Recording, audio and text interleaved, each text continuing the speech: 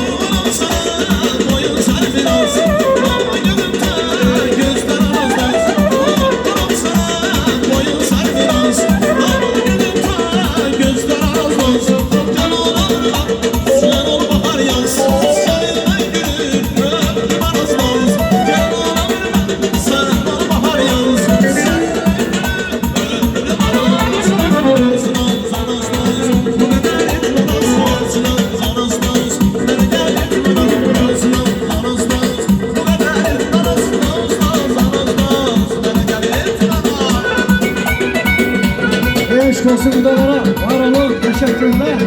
Muhteşem, sağ olun. Çok sağ olun sizlere, var olun. Eşk olsun, çok sağ olun.